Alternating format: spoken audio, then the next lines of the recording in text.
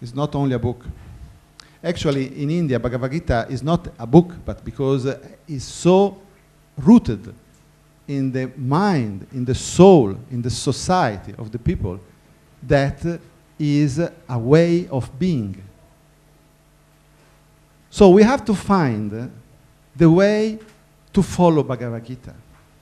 But Bhagavad Gita can be very, very difficult for many of us, because we live in a different world.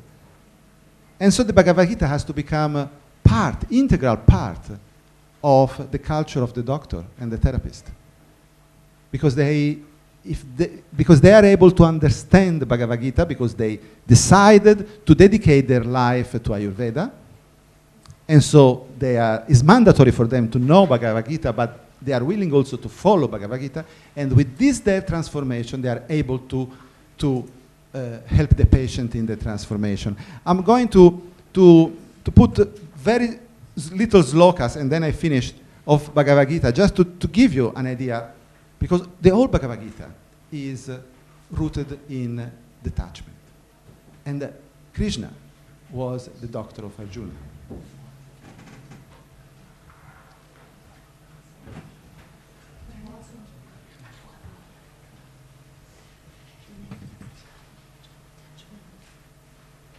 Pondering on object of the senses, a man develops attachment for them. From attachment spring up desire, and desire gives rise to anger. From anger arise delusion. From delusion, unsteadiness of memory. From unsteadiness of memory, destruction of intellect. Through the destruction of intellect, he perished.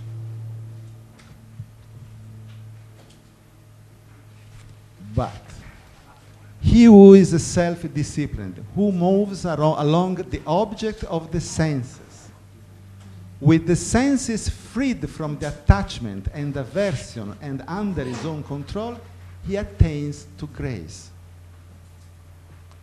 These verses are what I told up to now. I could have showed these verses and end up my lecture with this. That yogi is said to be united, who is contented in knowledge and experience, unshakable master of the senses, who is balanced in experiencing earth, stone, or gold. He whose self is established in yoga. Yoga means, in this way, union. Not only yoga, hatha yoga. Yoga, Sanskrit word means union. In the union between all the levels. And so the Agni that is working properly in all the levels. He whose self is established in yoga, whose vision everywhere is even, sees the self in all beings, and all beings in the self. And now, I finish with this piece, or a great movie, that if you didn't see, you have to see, is the Mahabharata. And this piece is wonderful. And I hope that it was.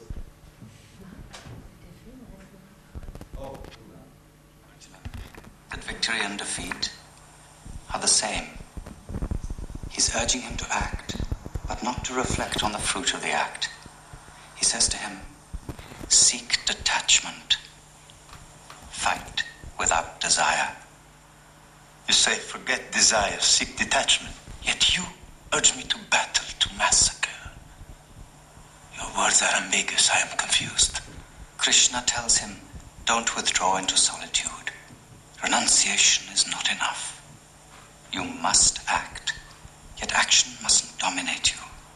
In the heart of action, you must remain free from all attachment. You must learn to see with the same eye a mound of earth and a heap of gold, a cow and a sage, a dog and the man who eats the dog. There's another intelligence beyond the mind.